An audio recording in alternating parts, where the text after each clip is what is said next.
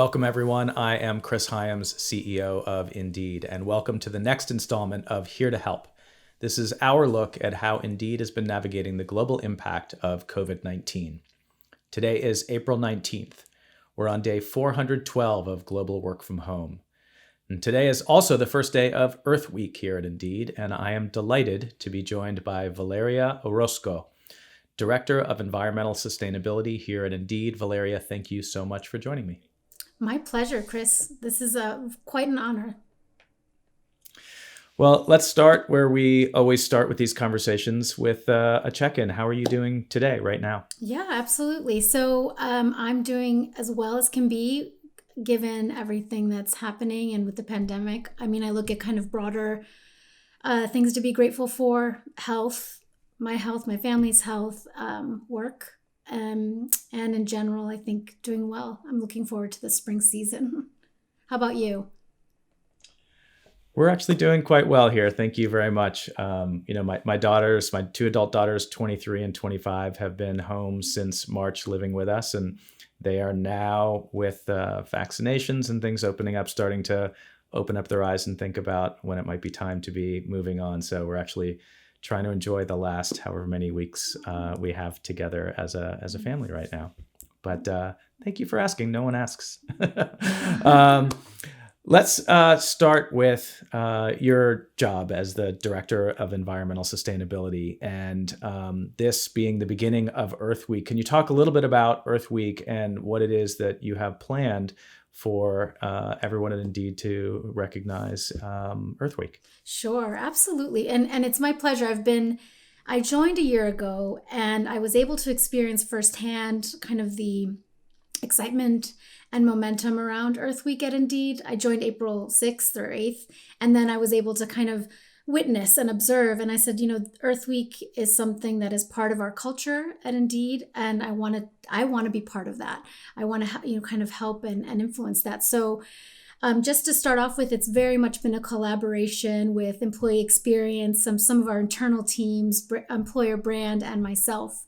Really, and internal communications, of course, hand in hand, planning the events for this week and the activities. But there are two flavors to it.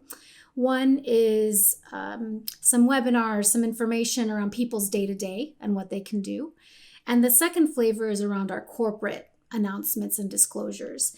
And I've made the decision, or the conscious effort, of course, with everyone's blessing, to keep our announcements internal for this week for a few reasons. I wanted Indeedians to, those that have been asking to have the opportunity to read this in a way that internal announcements allow for, right? When you go external, you're a little bit, perhaps you want to make sure that when you share externally, there's kind of the dotting the T and crossing the T's and dotting the I's, but it internally gives us a little bit of ability to be very transparent and have some feedback internally around what we're sharing. So those are the things. We've got some internal corporate announcements around our impact, around our climate action impact, and then opportunities for Indeedians to be involved with some of our short-term actions that we're going to be doing moving forward, as well as those kind of day-to-day webinars on eco-friendly fashion, right? How to do it yourself types of webinars, things that I think have been there before I joined.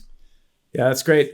We're going to a little bit later get into some of the details around what some of the personal and corporate action might look like. But I want to take a step back and talk a little bit about you and how you got to where you are today. So you've dedicated your entire career to environmental sustainability. What led you to choosing this path? Yeah, no, it's I always kind of say that I had deep curiosity for biology, but then when the question is why or how, and so the truth is, the reflection there is that. So my parents they're from Colombia, and I'm first generation born here in the U.S. Light skinned Latina. We are. This is who I'm. Not too many people immediately assume that's my background, but I spent summers in Colombia, in Medellin specifically. So Medellin is in kind of it's in a valley in the Andes Mountains. The Andes Mountains break up into three when they go into Colombia. So the biodiversity with those different ranges is stunning. And I was able to, kind of family trips when I would go on the summers, observe it and just fall in love with it, really. But that was always juxtaposed with like stunning and also depressing poverty. It really is, right? I was able to kind of see these two things, so rich in natural resources, but maybe lacking the economic strength that I observed in the US. So kind of those two things together. But that was where it started. And then, thankfully, I like science, right? I remember in high school very clearly studying like DNA replication, it's very like deep into the molecular piece and just being like, wow, this happens without us having to do anything. Like this is the code that we're all born with. And it just, right, this happens. And I wanted to learn more about it. And I want to learn everything about it. So, there go your academic kind of choices. Like I said, thankfully I was, I liked the biological sciences. That's what I studied in undergrad. And I thought I would follow a career in, science and, do the PhD. And then kind of took a pause there when I was in my first master's degree. I did a first master's in environmental management where I felt like there was a need to start to think about, well, look at all these trends. They're like going down, right? Like biodiversity, right? The pollution levels, all these things. And like, how can I start to think about protecting this? And really was the realization that more science, I wasn't going to be the stunning or the brilliant scientist that needed to be to do that. I knew I wasn't, right? I was good, but that thing. But then I started to, exposure through policy and business courses at when I did my first master's. And then instead of made the pivot into business, where business was always the enemy, there were some really cool like brands back then, like The Body Shop, which was like, well, how can we protect the environment, protect, ecosystems and people, pay people fair trade, all these things, but still, be a business. And so when I started to see like what my training up to then had provided for me, it was all the scientific tools, but nothing on the business side, right? No credibility on the business side. I was going to be kind of like a, granola, I was called, right? The granola kind of person trying to influence business. You need the credibility, right? You need to be able to speak the language of business, not only from the hard pieces of like finance and accounting and these kinds of things, but persuasion, right? That's where business school kind of helped me and what I needed in my own training to be able to do that. And then I was really lucky to break into the field, right? I broke into the field at a small consulting firm in Manhattan, actually, which I never thought I'd go to New York City. Always thought I'd go to DC and be like with the big NGOs or go to government. And started to do this thing called corporate sustainability consulting. And companies would come and say, we know climate change legislation is on the horizon. What does that mean for us? What are the risks for us, right? What are the opportunities? So I did consulting for about 10 years, something like that. But starting at the boutique, and then I went to Accenture, right? Which Accenture is a very large consulting firm and so much exposure. And consulting is very much, creating structure out of chaos. Like, you go to a new client, they're dumping all this, here, figure this out, here's our problem, here you go. And then you're supposed to figure out their next 5 years in that small time frame, which is great training, right? Fantastic training. But then following those strategies was the part missing. How do you actually take some of these ideas and make them actually move through a business, which has so many different functions, right? And so from there, moved into in-house consulting at in-house sustainability at Nestle Waters, which is, another training ground and a very big shift, right? Very big shift where you have to now work through different functions, speak the language of different functions, right? What does a supply chain professional care about versus a marketing professional so that there can be change, right? And that was a hard lesson. It's a difficult lesson, but I think I have been able to kind of learn all of them and bring them to Indeed. And so when this opportunity opened up, and always grateful to Laura McCafferty for bringing this opportunity and letting me be aware of it. I knew I had the right tools in my toolkit to be able to do this. But the underlying motivation was always, I believe business can be a catalyst for change, good or bad, right? And so I wanted to be equipped and be able to have the skill set to change that for good for the environment, right? There's a good for lots of different things. I'm good at science. This is my wheelhouse. I'm going to stay here. I'm good at it.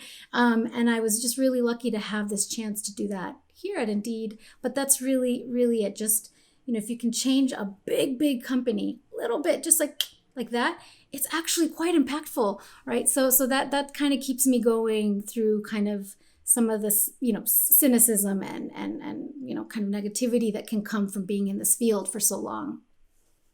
I love that. It's fun. It's a fun way I love answering that question. It's nice memories of kind of the ups and downs that can happen in a career, right? Even if it's just, I've done this for so long, but still up and down. So you made that shift from biology, from the sciences into the corporate world. How did your perspective change through that process? Yes. So when I started, in the science, I remember even going into, when I was going to my first graduate degree, I was just kind of shocked, kind of this is a silly anecdote, but it was landscape ecology, and we had like these tomes of papers that we had to read. And one of my classmates, he suggested we print all of them, print all of the papers so we could have them. And I was like, but we're in the School of the Environment. How can we, do that? So the biggest shift, I think, from that person to who I am now is this kind of embracing this concept of trade-offs, right? There are trade-offs to things. If you want, in that particular example, if you want to, perhaps if you want to be a really good student, you have to do all those printouts. But in the business, in the business world, there will be trade-offs. You can't invest in every single good thing, right? You have to select which one is going to give you the best return, either for your brand, for your products, right? For your employees, for Indeedians. So that embracing trade-offs versus just being so black and white is kind of the big shift, right? That's kind of, and you have to be in the corporate world doing this type of work, where you can't see things always in black and white, because there will always be a trade-off to some decision or the other on your way to, probably, that those kinds of net zero, or these concepts of eliminating our impact, improving our impact when we get somewhere. But you have to be very comfortable with that, because a black and white way of looking at things won't get you very far to making change. So I think that's the biggest difference. In the past several years, sustainability has made great strides in terms of both public awareness and commitment. But the past year, we have experienced incredible turbulence with a global pandemic, rising unemployment, economic disruption, social unrest. Throughout all this, has sustainability fallen down in the agenda? Right. So if we can't have our basic needs met, right, and basic needs are housing, right, shelter, right, food, these kinds of things, it's very hard to think of let's invest in conservation, etc. That's true, and so I think the environmental sustainability agenda cannot be only about either or, right? Housing or we protect the environment. What about and then that's where this concept of sustainable development comes in, right? Can we develop in such a way where we are still creating jobs, right? The green economy, right? If you look at kind of some of the things that the new administration here in the US is looking to invest in, right? Green infrastructure, right? Transforming our electricity grid, which really needs investment to make it cleaner at the same time as creating jobs, right? So I think that, kind of the making it either or can really help doesn't allow us to see the opportunities in being to develop in a way where we can address both. And again, still there's going to be trade-offs, right? It's not either, right? This isn't a perfect world, but we need to be able to look at, and the World Economic Forum is saying that build back better, right? Let's seize this opportunity to invest in maybe perhaps things that will allow us to still to maintain our environment, maintain the ecosystems and what we need to do for the planet to be healthy, as well as our needs, and that's kind of the balance there. So you mentioned previously that one of the areas that we evaluate is the impact of our vendors and suppliers and how we work with them and how we select new ones. Can you talk a little bit about that process? Yes, absolutely. And I'm with your colleague or your friend. Absolutely. So for Indeed, there are, there's two ways that I start with, right? First, our operations, our operational footprint. And we don't have a manufacturing base, right? We don't have a very heavy supply chain like a food company. So our operations, the biggest part of our impact is actually in our vendor spend, right? That's the biggest part of our impact, because that's where the bulk of our spending activity is. And so when we're looking at our operations, yes, we have offices, right? We have waste, we've got business travel, employee commuting, and then we've got the procurement spend. When you think of the impact, that's the biggest part, but all those pieces need to be addressed. And that's all under our operations, right? And I feel I advocate very strongly that for us, as Indeed, we kind of get our house in order internally in terms of operations. And what that means is, having a roadmap of what that decreasing that impact is going to look like. That's really what, once we have that roadmap, then, let's shift over to how this might resonate in our products, right? Our products, our services, our job seekers, our customers, like very, very, very exciting work there to be explored, right? I know we have a lot of opportunity on that piece. And on that, I think there's a potential opportunity to explore there in the short term of our, virtual interviewing platform, right? What does that represent quantifiably from a greenhouse gas emissions reductions for our customers and our job seekers, right? And quantifying that, having some kind of, environmental claim that's third-party verified, that can be our first green product, right? Or a green claim for our product. And so these are the two things, operations and products. And that's really what the framework of where we're going, starting with our operations and maybe working in parallel, of course, to looking at how this might resonate with those that use Indeed. So you talked about your experience before working first as a consultant and then in-house. And so you came to Indeed with both of those experiences. Can you talk about how both of those roles influenced your approach here? Yeah, absolutely. So this is, so it can seem very, very, I would have seen this a long time ago as a very daunting task, right? You have a company that's growing very quickly, right? I think that's the biggest thing, right? A company that's growing quickly that hasn't yet, right, done anything public on this piece. So when I think of my consulting work, when I was talking about creating some structure out of chaos and that toolkit, like you just have all these disparate data sources, you have them in all parts of the company, and you're trying to get to a number, right? Which is what we're doing to measure our impact. And that skill set was the one that helped me when I first joined. Okay, like how does this work? What do we need? Who do I need to ask questions to, right? And there's a whole thing around knowing where to look and kind of looking at where you're going in terms of creating that structure out of, and chaos is kind of the wrong word, but there's just, it wasn't quite as in a centralized place, which is where I'm trying to get to, right? So that's really how the consulting piece helped with this. When I think about going, the in-house sustainability role, so much of environmental sustainability work rests on your relationships, the relationship and the trust that you build with your colleagues who you are influencing. I don't have ownership of a P&L, right? Right. I don't have that. Right. I'm not there day to day making decisions for the real estate team or facilities or IT or even our product development. But I want to be a trusted source, right? And that's where that was kind of, the in-house sustainability role that I had previous to Indeed. I really learned that very well, right? Where there's this kind of influence and trust building, and making sure that I'm not seen as kind of somebody who's going to say, sustainability is the most important thing here. No. Everyone's role, right? Everyone has their mandate. How can we make these things work together?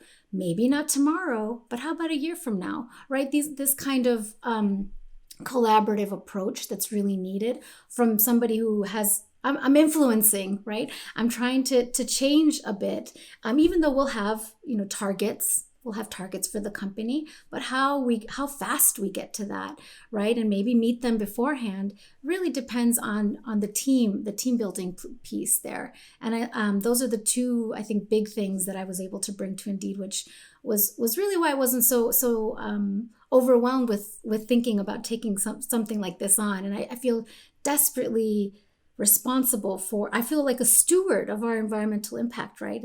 So I'm ready for that, and it's so exciting. Yeah, and that's really exciting. I know we've been talking about that quite a bit recently, and for anyone who's hearing this for the first time, that it might not be obvious to, when we talk about our impact with 10,000 employees on just commuting and business travel, and that's something that we're looking at, and obviously in a future where we're going to be having more people who have the ability to work remotely or to work from home more days. Cutting down on commute has a positive impact, but with the virtual hiring platform, we're looking at not just our 10,000 employees, but the tens or hundreds of millions of people who can interview for jobs and not necessarily have to get in a car and public transportation to go somewhere. And it's really exciting to think about the impact that might have.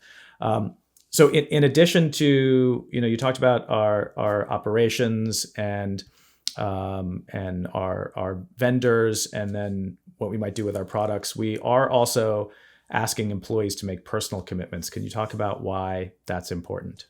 Absolutely. So personal commitments. I'm pausing there because there's an argument that I've heard. It's like, well, if you ask people to make personal commitments without they might think that's it, that's all they have to do. There's nothing to move forward on that. And so the reasoning behind asking for personal commitments is very much around trying to spark curiosity and trying to spark inspiration. So as you look back, there's so much guilt when it comes to the environmental impact we have, right? There's guilt, there's eco anxiety, people are overwhelmed. So those that shift into action or are, become curious to learn more based on kind of the climate emergency. Those are not the ones that I need to try to inspire, convince, right? They're there with me. What I want to kind of inspire with asking people to make a personal commitment, and I'll talk about what those are in a second, is to kind of overcome some of that eco anxiety. If you're overwhelmed, just let's come and get inspired together, right? With some basic knowledge. So I've designed those personal commitments for some really easy foundational steps. And the first one is, read your electricity bill. This is about climate, right? Read your electricity bill. It's 4 pages. Just read it. What's interesting there? What did you learn? Do you know what a kilowatt hour is? Then maybe you'll start to look at the utility that provides that for you, and start to look at maybe some energy efficiency programs, these kinds of things. But asking Indeedians to make a personal commitment is not to say, now we're done. It's more like, come and join us. Look, Indeed is on this journey. Come and join us. What inspires you? And here are some tools to do that. So that's really the kind of the thinking behind that and the approach, more so than perhaps like, you have to do this, or, this kind of, like I was just saying, that kind of, you have to do it or else the world is going to XYZ. That's not it. let's try a more softer approach, and then we'll get to the hard part. But let's get the heart first before we have to get the mind potentially. Before we move on to sort of talking about where we might be going in the future, I want to take one step back to one thing that you had mentioned before about the vendors and suppliers that we work with. Can you talk a little bit about the model for how you approach thinking about the impact of the people we work with today, and then how we might select people in the future? Yeah, absolutely. So I'll use like some technical terms from the field, right? Vendor spend, supply chain spend is usually typically in something called scope 3 emissions. Like the scope 3, there's 3 scopes. It's a form of accounting. Why is that important? So why do I use scope 3 is because typically you will hear when you're looking at how companies disclose some of their information, scope 3 is the last thing they do because it's completely out of their control. So I think when we're thinking about that, because that's the biggest part of our impact, we need to start tackling that sooner rather than later. Where if we're comparing ourselves to maybe a manufacturing company where they have a different scope of emissions, they would focus on those. Ours is 3, which you won't hear too much in the kind of sustainability reports from other companies, because people are a little more cautious about disclosing scope 3 or talking about scope 3 because it's out of their control. It's out of companies' control. So my approach, and this is why kind of sharing our data internally first is let's dig into that scope 3. What is that number, right? And so there are 2 ways to measure that. You can ask all your vendors for their data, their greenhouse gas emissions data, and collect that. That takes a long time, right? And that's where we want to go. But what we can do is take a proxy. Well, let's take a proxy. So take $1, or what dollar, and then you categorize your vendors. There's these models called the environmental, economic, input, output models. And basically they say, if you spend $1 here, this is on average how much greenhouse gas emissions you've emitted. And when I say spend $1 here, it depends on where. Marketing and advertising, is it data center hosting? Each one of those industries have been categorized in these models to tell you which one has a heavier impact. So that's the approach, right? Let's start there. Let's get ourselves to a number to understand, out of all these vendors, which ones do we have to kind of put our very closely look at and start to ask those questions of them in a very high touch way. Have you started to measure this? What are your plans to measure this? Guess what? In 2 or 3 years, this is going to be required for us, right? And that have that be part of our influencing of industries that perhaps haven't thought about that yet. And that's the exciting part, right? That's to be able to influence that. And if it doesn't work, looking at alternatives sooner rather than later. Obviously, we need price. We need quality. These are things like I was talking about trade-offs, right? We still need delivery on time. We still need high quality service. But let's see what happens when we add the environmental criteria to our RFPs. And it won't be a surprise because we're going to start to talk about them sooner rather than later. But without a number, which we have and we're sharing internally, it would be very hard to know where to focus. So that's the approach that we go through with that. And again, working through procurement, of course, our leadership in procurement, working through all of those different functions that make those procurement decisions has to be part of that, right? Because I can't make a decision on my own, like, oh, this vendor. No, I can't do that, right? It has to be the best decision for the business, still having this be part of the conversation. So to wrap things up, one of the questions that I like to ask is, looking back over the events of the last 14 months, is there anything that you have seen or experienced or realized that leaves you more optimistic for the future? It's very personal, right? I think that's the, so I have a 6-year-old, she's gonna be 7 on Friday. And just her resilience for all this is I think that keeps me optimistic, right? There's a lot of seeing her adapt to these things, mask wearing and not seeing her friends and now she's back in person and, dealing with all that and her resilience through all this, is kind of gives me optimism for the future. So I shouldn't have picked that. Yeah, but yes, there you go. Oh, thank you for sharing that. Look, this has been a time, I think, where so many people have, whether they liked it or not, had an opportunity to take a step back and look at what is most important to them. And especially for those of us that are fortunate enough to be with our family, because so many people have been isolated from their families, but just the clarity of what's important, and that for everyone at different stages of life to go through an experience like this, there's no way that we don't come out changed individually, which means that hopefully as a society, there's some new perspective that comes out of all this. So, but thank you so much for sharing that. And thank you so much, Valeria, for joining me today. And thanks for everything that you do for Indeed, and really very clearly and directly in your work for the world to help make it a better place. So thank you so much. Chris, thank you for the opportunity.